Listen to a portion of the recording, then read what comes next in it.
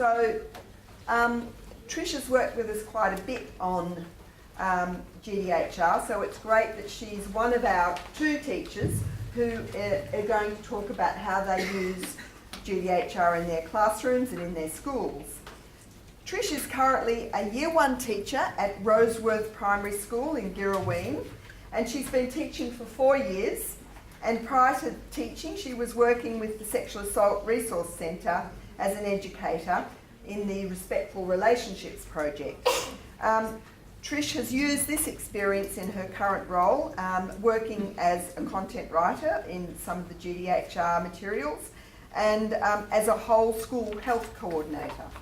So we've got Trish first, and then with the primary experience of using the materials, and we've got Calandra with the secondary experience. So I'll hand over to Trish. Okay. Thanks, everybody. So I just wanted to start off just by introducing the school that I currently work at, Roseworth Primary School.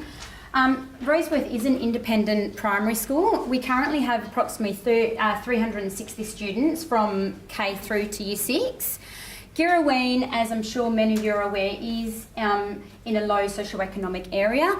So with that comes lots of challenges and of course experiences as well. So in our small school, we have approximately 10% of students that are Vietnamese, 25% are Aboriginal, and we also have many other cultures including African, Malay, Sudanese and Thai students. Of course, another challenge that we have, in addition to the multiple cultures that we have at our school, is the high transient rate of our students. So we always are continually having students come in and leave us. We also have a high rate of single parent families, and of course a high rate of blended families and a high rate of parents who are unemployed. So lots of challenges. With that, I'm sure health education is vital no matter which community you're in, but I feel it's particularly important for our particular community that we're working in. As a result, our school has been really quite proactive, I think, and as such, our values program in our school has been put in our business plan as a priority learning focus. And we have also, Roseworth Primary School is a relatively new school. It, in 2008, amalgamated with Hainsworth Primary School. So 2 primary schools came together and a new school was built for those 2 schools to amalgamate into. And with the new building, they purposely built a community hub. So in our administration building, we house the Smith family. The community nurse has an office, and we also have the new child and parent centre that the Smith family helps support. We also run breakfast club 3 days a week, and we also have what we call the RAP program, which is the Roseworth and Parent program, which we run twice a year, and it's a 6-week program that we work intensely with 6 families at a time with. And that we invite the Smith family to come and do some parenting workshops with our parents, and teachers are also invited to attend to network with the parents, but also to work closely with the children on social skills and things like that as well, which is fantastic to see.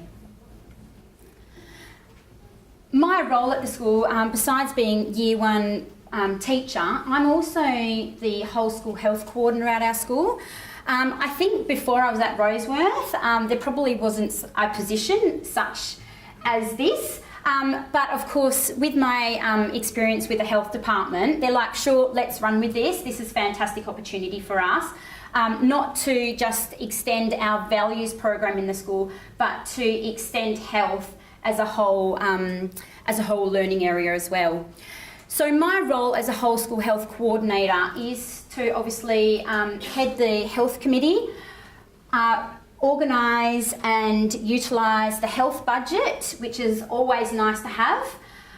It is also my role to organise the planning when it comes to the health learning area, and to make sure that the school has sufficient resources for the health learning area. I also am responsible for liaising and networking with health professionals in and outside the school. So I obviously do a lot of liaising with the Smith family, our school nurse, the community nurse, and any other organisations. For instance, GDHR, of course, I have a close relationship with as well. So that's also quite vital to my role. I also am responsible for organising professional learning for our staff at school in regards to health education, and organising incursions for our whole school in regards to values and health education. And you notice that some of these are highlighted, well, a lot of them are highlighted in red, and I just thought it was important for you guys to see that the items here highlighted in red are where GDHR and the health department have been able to support my role. So anything you see here in red, GDHR have had some input in my role as a whole school health coordinator. So I'm just going to go through some of these in more detail. In regards to planning, and this is probably one of my larger roles as the whole school health coordinator, I guess the first job I had was to consult the WA curriculum and our school business plan, make sure that I had everything that I needed at my disposal to make sure that I was creating a useful but holistic planning process for the school. As I mentioned before, we didn't have a whole school health coordinator before I started 3 years ago at my school. So I had to start from scratch. So I had to make sure I had all the information. Once I had that, I then had to develop a whole school scope and sequence. And obviously with the changes in regards to the WA curriculum and the CAR at the moment, this is going to be an ongoing changing process. But I think it's important to have at least that skeleton there, and then we can add and delete as we go through.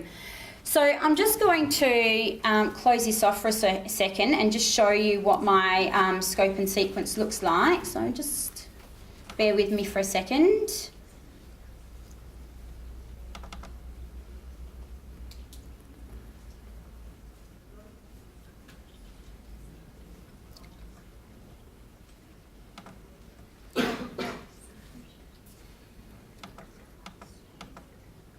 Okay, so this is my K-6 health scope and sequence.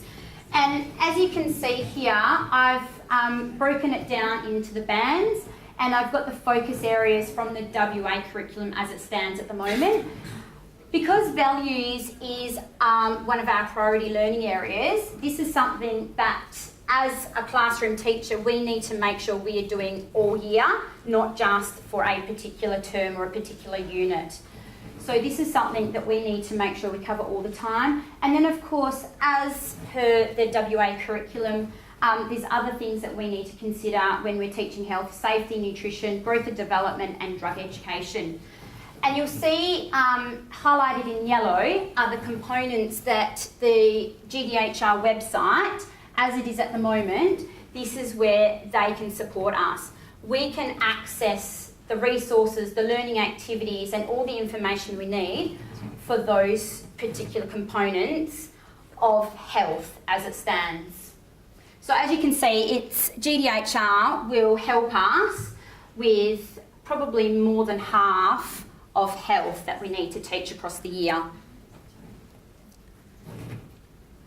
Okay. Sorry.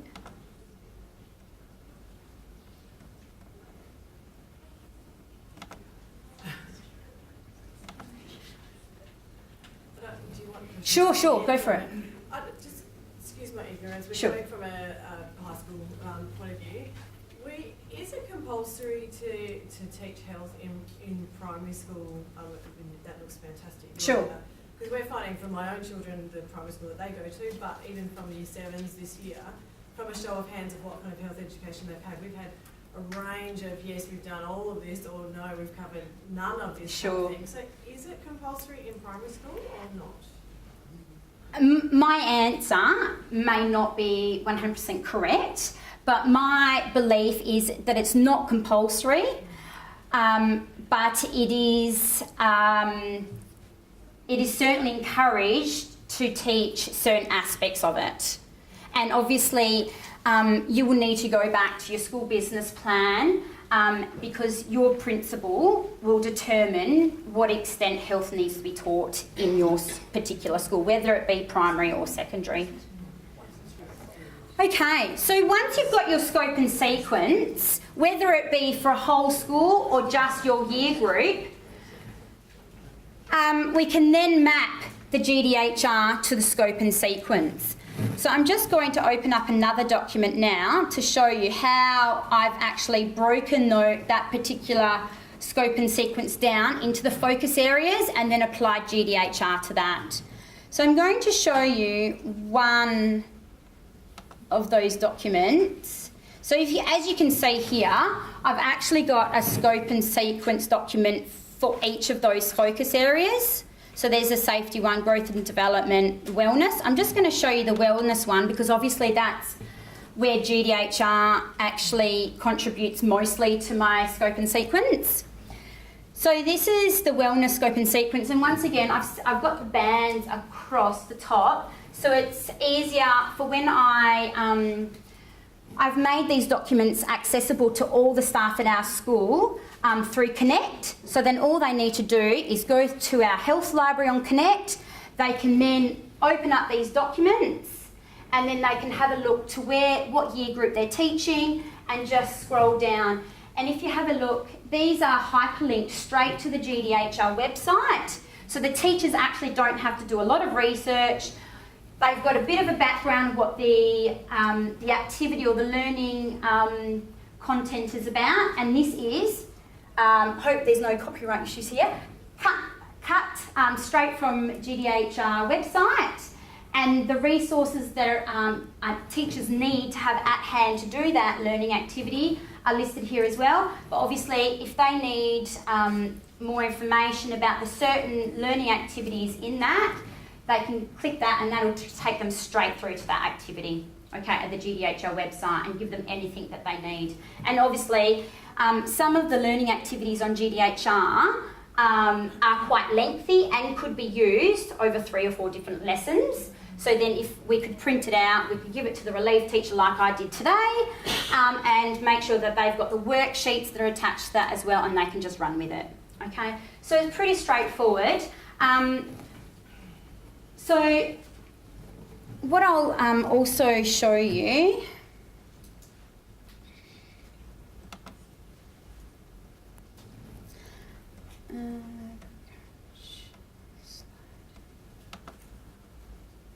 okay, so once we've actually broken that scope and sequence down and we have got the resources and the lesson activities associated with that, then it was really, really important for me as that health coordinator to make sure that the staff knew where they could access those resources and also make sure that they were educated and felt comfortable enough in teaching those.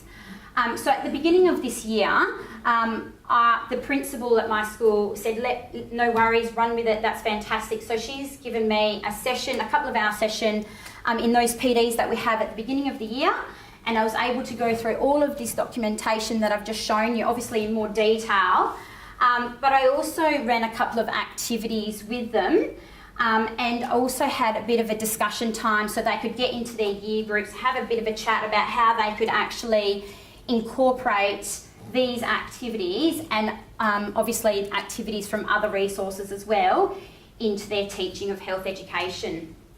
And I found just having that couple of hour session with the teachers and doing that bit of workshopping with them, they were like, this is amazing, thank you so much. We've never had this opportunity to actually sit down and talk about health education in this context, because normally our workshops are around literacy, numeracy and all those types of things, as I'm sure you're all very much aware. So it was really important to have that, that time with the staff.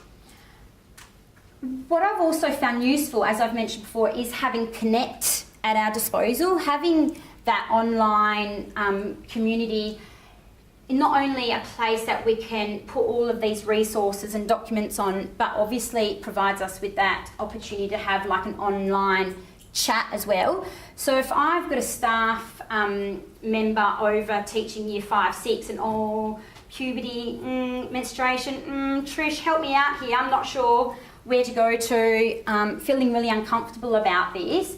And if I'm teaching at the time, I can just, quickly send a quick email to say, look, this is what you can do, this is what we need to look at. I also found the current year 5, 6 teachers that we've got at the moment, they were teaching year 3, 4s last year. So having to teach the puberty, menstruation, those types of things, they were quite uncomfortable with. In fact, the male teacher actually handballed, he managed to get some extra dot time for some other duties that he was doing. So he's handballed the health component of his timetable to the Spanish teacher who was covering his extra dot. And so the poor Spanish teacher came to me and was like, I can't believe he's done this to me. I don't know what to do. I haven't taught anything besides Spanish for like 6 years. So that was also another great opportunity for me to do some mentoring with her as well. And GDHR, Sedera, those types of resources that we have at our disposal were very useful for both me and her during that education period. So that was quite useful. Okay, moving on. I just lastly, before I hand you over to Calandra, another thing I found useful with the GDHR website was not just the learning activities or the guides that I was able to refer to the other teachers, but the book list that's there, helpful resources, was very useful. With the budget that I received, I used the budget for getting incursions in for the school, but also for buying up-to-date books for students and for teachers to use in their health education lessons. So these are some examples of books that I've bought. Obviously, everyone's got a bottom. One of my favourite books is a Year 1 teacher. It's awesome. I love it. And I've bought a few copies. Obviously, used one for me for my teaching, for protective behaviours and things like that. But I've also just slipped one in my bookshelf that the kids use when they're just doing silent reading and things like that. And they love it. It's awesome. Obviously, a Secret Girls Business, Secret Boys Business. Very useful for the year 5, 6 students who are doing menstruation, puberty, those types of things. And when we're doing values, find that teachers refer to these, the things I love about friends, love, friendships, those types of things all the time. So it was really useful. Okay, so thanks very much. I will be back after Calandra's spoken because we're going to run a short activity with you if we've got some time at the end. So thanks very much, everyone. So Calandra, let's just fit you up here. Sure. Can I just say, the WA curriculum, the health and physical education, is still in the familiarisation stage of SCASA, so in 2017, teachers will be expected to report against it. So it will be, it's still in that 2-year familiarisation phase. Trish. Oh, thank you.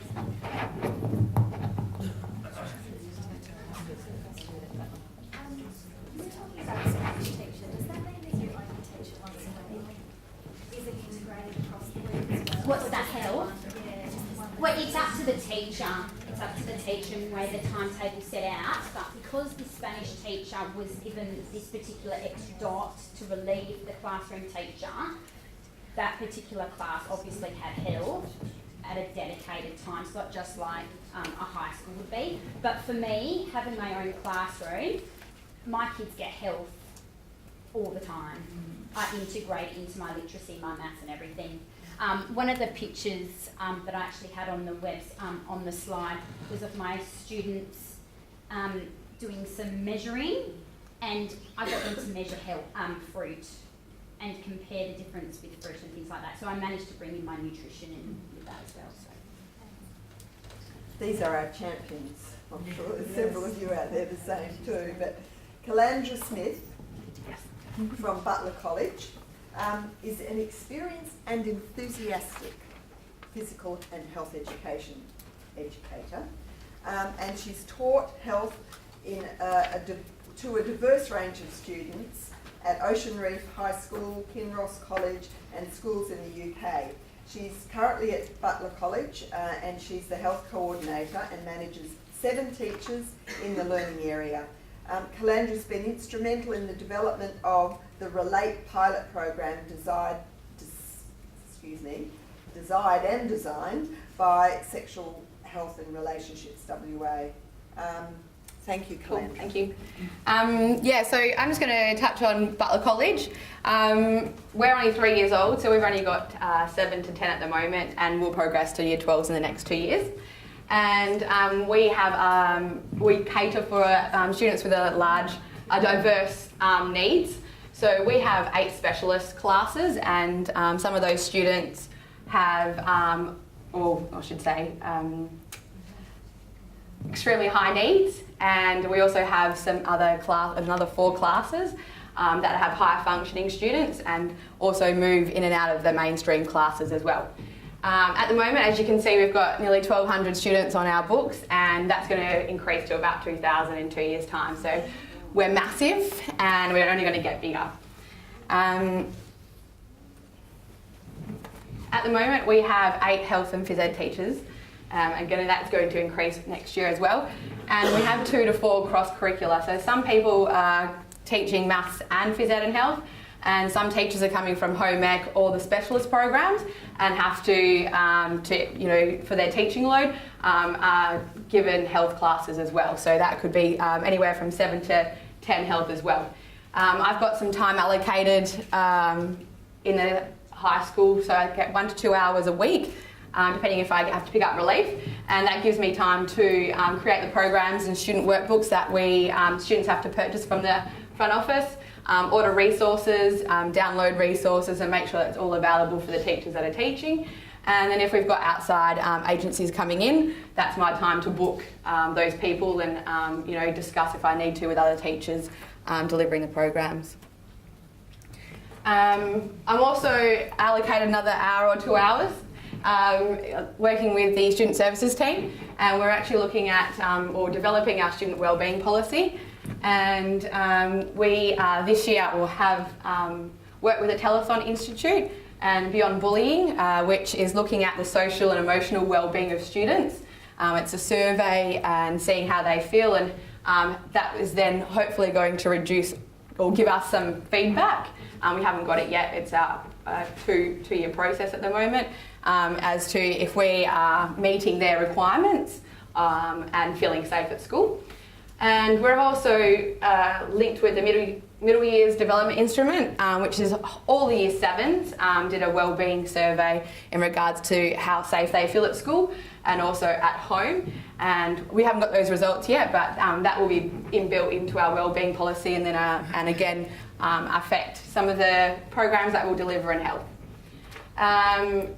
Our after-school programs are huge. Because we're a new school, there's lots of new teachers that are really energetic and motivated and give a lot of their time before and after school to deliver some fantastic programs. And we also have a breakfast that's offered in home ecs for 2 mornings a week. We have a large catchment of students that have lots of money, come from a wealthy background, and also a lot of students that don't come from a wealthy background in our area. I just wanted to touch on some of the stuff in the website, the GDHR website, which I found quite interesting and affected and reflected on some of my teaching behaviours. What Mary Rose did touch on was the guides and exploring values and who you are on this. There's 7 questions that's posed to you, or 7 steps, and it's quite a reflective process before you actually get into the classroom and then deliver your content and your beliefs and values before you deliver it, and hopefully don't, pressure your students into what your thoughts are, trying to get them to discuss as well. The home partnerships, talk soon, talk often. I'm not sure if how many we've got high school versus, let's hands up if you're a high school teacher. Okay, so about 50%. Something that's a resource that you can download from the GDHR, download it, and you can also order it in hardbook as well. We also have Connect at our school, which is fantastic. So we're looking at using and putting these online resources so parents do have that connection with the school and don't have to have that hard copy, and it's free as well. Something that I found interesting was the research again that Mary Rose and the health department took on with the parents' attitudes of their sexual health in education, and just basically they were supportive of sexual health education in your schools. They wanted to be their students or their children to be well informed, but they also wanted to be informed of what you're delivering in that environment as well. And that sort of got me onto my reflection on what we're doing at Butler College. So don't know if you guys are accustomed to the PASH program. In the PASH program there was a letter that was sent out, so it's promoting adolescent sexual health. In that program there was a letter that you could send out for students to opt out of that program. And it's something that, again, I've reflected and looking at doing that for our, not an opt-out, but just an informative letter to say, hey, this is what we're going to do in health, not just for sexual health, but all the other things that we're going to be looking at, so they have an understanding. And if they do want to come and speak to us, they have the opportunity through Connect or through parent-teacher interviews. Some of the topics that GDHR does cover, and you know, you can find, like you've talked about, you can find so much more than just growing and developing healthy relationships and sexual health. It relates to a lot of other content within some of your units. The background notes are fantastic. I think you said 24 background notes, and these are gold, like liquid gold. Downloadable, you can save them, and they're accessible through your iPad or anything that you use. And they come in fact sheets, websites, and the websites are also linked through, you know, Australian, WA, and also international websites. There's hints for teachers, so some structure in case you do get into, you know, some questions that you're not comfortable with, and how you can get through that in the class. So these are the books that you can order a hard copy and also download, and that's what we'll be doing at Butler College, is putting it onto our health class booklets so they can actually download it at home and discuss if parents choose to. The resources are fantastic, so you can get diagrams that are labelled, that are not labelled, and you can link it to whatever units you're delivering, and we're using some of that stuff already. Something that I found really interesting was the videos, and if for those computer IT whizzes, VMO format, which means I think you can download or use them at school without having to get blocked at school with your provider. The Queensland Health has fantastic slideshows, and so sometimes you have to chalk and talk or talk whatever. That's really interesting. So instead of students reading pamphlets and then reading and then comprehending and then writing stuff down, it really reinforces what actually happens, and it goes from STIs to blood-borne diseases and things like that. So something that I found really as a great resource that we'll be implementing. Again, you can do all of those, and if it gets too hard, you know, sometimes when you do search and you don't get what you want, seriously, you put one keyword and it will come up with fact sheet, activity sheet. So if all else fails, hit the search button on the GDHR and it will come up straight away for you.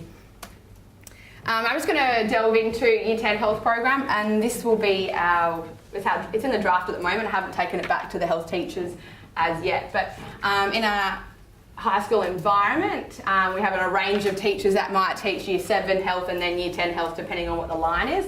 So again, we'll have small group meetings just to deliver information, or via email just to keep them updated on resources.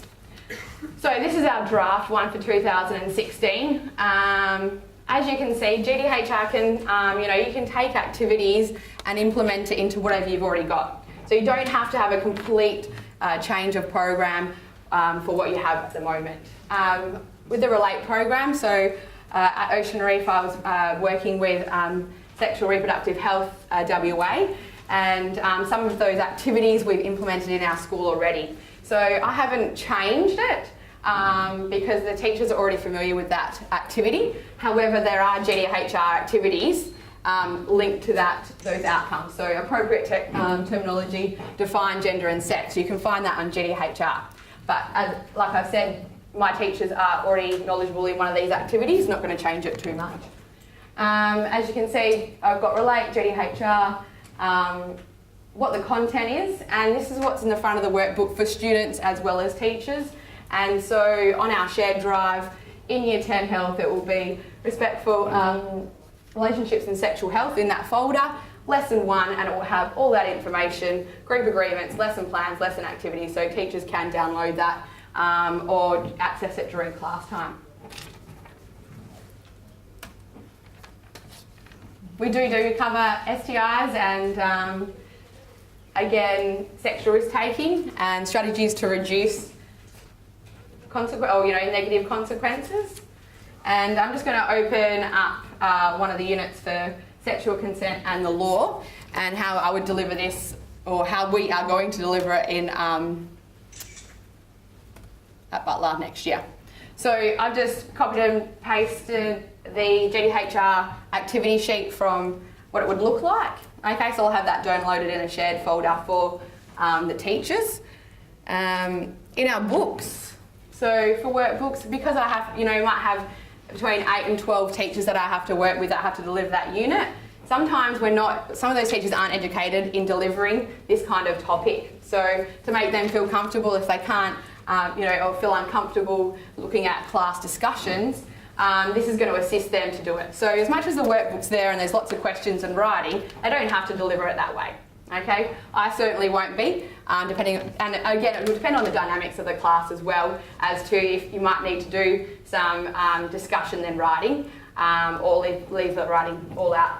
But there's a process. So I've just highlighted some of the questions that I have taken through and put onto our workbook on that page. Just to reinforce and make sure they do have an understanding of what is acceptable and what is against the law, there's reading comprehension and application there.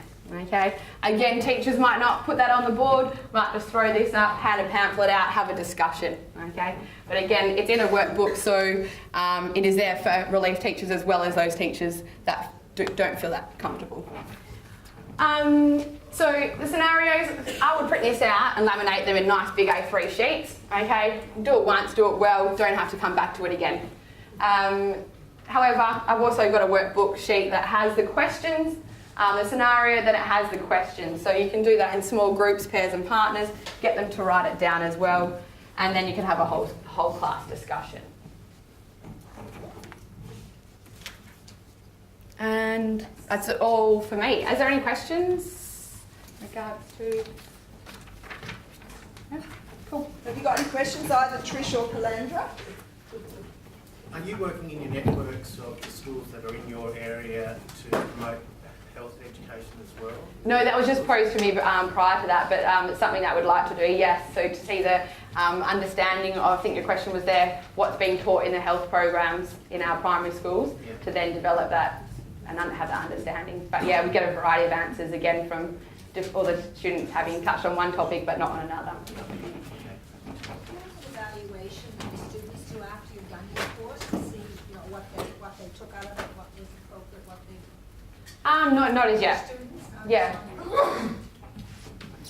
I'm just sorry, we used to have SART come out and Yeah. present to, and I know that they lost funding. Is that still the case, or? I know SART actually took on the actual program of respectful relationships themselves, but obviously not having the funding to have the staff capacity that we did have through the funding, it basically dropped down to I think 1 or 2 days a week. But all the resources and the program that we developed while we had the funding, I know they're running with that as it is. I'm not too sure because I know immediately after the funding ended, they actually started charging a small fee to schools to have them out, and they found that the take-up was just not there. So then we dropped the fee attached to it, but obviously the capacity to be able to deliver those sessions was then limited quite a substantial amount. But it's definitely worth calling them and seeing if they can still come out. PowerPoint, but if that's Yeah, okay, absolutely. you can Yeah. behind it. And I know the website also has all the brochures and everything that we use. Okay, thank you. I would say Calandra and Trish, I mean, Deb Ollis used the term champions in her Northern Bay experience presentation, and Calandra and Trish are their school champions. I'm wondering how much you've had to do in persuading, seducing, to use a sex term, your principals into being, you know, giving you the time, giving you the health coordination role. Has that taken a lot to achieve? I don't think it was persuasion. I think being at new school like last year, I was literally under the pump and probably 1 or 2 stages having a mental breakdown, trying to do programs for the following year and knowing that new students were coming in. And just recently, in the last 6 months, that I've had that time allocation, which has been beneficial. Still doing lots of hours out of work, which I think most of us do. But yeah, it has definitely taken that weight off, and it's just come. So it just happens that your principal's on supportive. the side.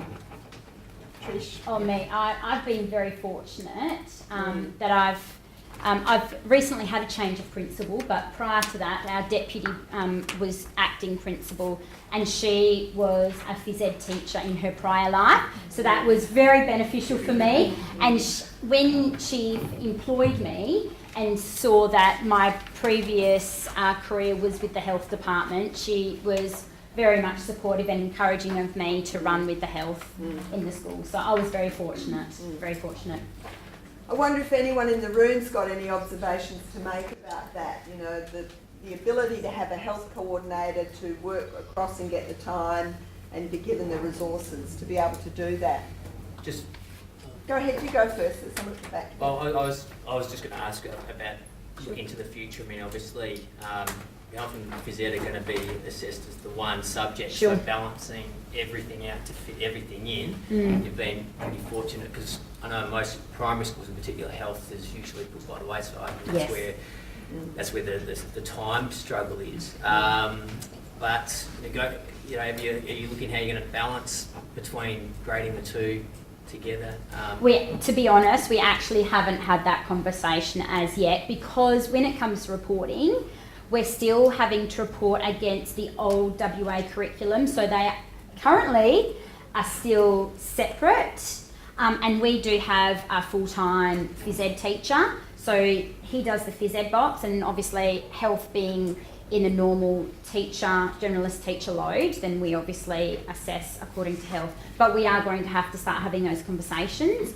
And as Penny said, come the beginning of 2017, we'll need to make sure we have those conversations next year. So, Person at the back. Yeah, I was just going to ask, was the health coordinator position already a position at your school, or did you have to create it?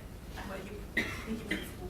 yeah, I basically created it all by myself and just said to my principal, how about we do this and how about we do that? And she's like, yeah, that sounds fantastic. I was actually very fortunate. I got a grant for the Smarter Than Smoking program through the film festival. With me running that program, last year I was actually teaching pre-primary and Year 6-7, so I had quite a mixed load. But with my 6-7s that I was doing the film festival with the smoking program, and we were actually quite successful with that.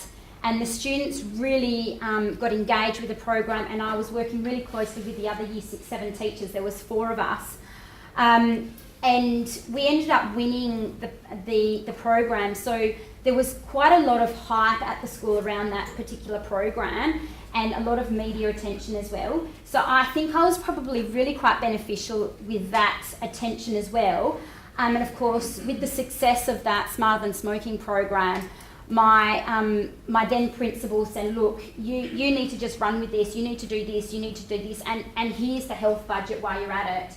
So I've just been very fortunate and been at the right place at the right time. And a strong advocate, Trish. Calandra, what would you have to say about that question to do with Yeah, I just had a discussion with Crystal before about the time allocation, and it didn't come to my attention that there was time for administration purposes, and it was only through another contact at my old school that they had been awarded time to develop the curriculum for a specific year group, and next minute, 6 weeks later, didn't even ask for it, had come down the lines to me as well. So I think just fortunate that we have that teacher allocation. Calandra, can I ask what is the FTE that you have for your administrative role? It sort of crosses over with health and the student services, so 2 to 3 hours. So yes, and that sometimes dedicate to that role. I think that links in with depending on what I've got to do. I've got some teacher research that I need to compile and things like that. So when I get the opportunity, if I'm not looking at the programs and booking things, So I think they cross over, but 3 hours, 1 hour for health and 1 to 2 hours for the student services wellbeing. Right. So I've lost a form, and I go up at student services during form time, which we have prior to every, so that's 10, 15 minutes plus another hour of teaching time. Yep. Our school has 0.2 periods for our health coordinator. I'm not sure how that's digital. I was just interested in how many lessons a week do they do? Oh yeah, so for us, which is interesting because I've come from, at Ocean Reef I had one health class every week for a full year, which is great because then you can do whole school activities and link, promotional stuff into the classroom at the time it's coming around. So it's been interesting dealing with 2 sessions per week for just 1 semester. So we see half the cohort. So year 7's first, we might only see half, 150 of the year 7's first semester. Then we'll see the other 150 students in second semester. Yes. So we've gone the other way. We were 2 periods a week and now gone once a week, and we're actually finding that in between, AFS carnivals or whatever, we might not be seeing them for 2 or 3 weeks, and having to remind them what they've done 2 weeks ago, and that's there's pros and cons. Well, in that, so the first semester program, we've probably lost 10 sessions over all the 10 health program, all of the programs. And this semester we're killing it. Like we are so far ahead. We're like, what's going on? So that's probably a negative in that regard. So I'm personally pushing for once a week. But it'd be interesting to have a chat with you after about what your thoughts are. Sorry, Calandra. So do you deliver health in one semester and physical education in another semester? No. So health, sort of like a choice subject. So it would be on along the lines of home ec and things like that. They'll only do it for 1 semester. So we do have phys ed 2 sessions a week for the whole year. And health would only 1 semester. 1 semester, 2 sessions. Yeah. Okay. Before we wrap up, Calandra and I were actually going to run one of the GDHR activities with you, but we are running out of time. So I might just quickly go through the slides that we had prepared to go in with the activity, but just to give you a sense on how the activities run on the website. The bit that I think is probably one of the most important parts in the actual activity is the before you get started part. And so that just reminds you to make sure that you establish or remind your class about the ground rules in the class, particularly when you are dealing with quite sensitive topics. And of course, making sure that you are aware of protective interrupting. Now, they do give quite specific step-by-step instructions in the activities. The particular activity we were going to run was just the whole class beginning activity that then lends itself to one of the more independent activities. And with that, it also gives you a list of discussion questions. If the discussion questions are quite involved and detailed, then they also provide you with some notes and some reminders and some tips on to make sure that you highlight those with your students as well. So just talking about the differences in regards to identity when it comes to sex, gender and sexuality. So there's some tips there for you to be prompted during your discussions with your class as well. Okay, so I've put my email address up here. I'm quite happy for any of you to contact me on my education email address if you would like to ask any further questions, have a chat about any of my planning documents or scope and sequence or anything like that. But yeah, thank you very much on behalf of myself and Calandra.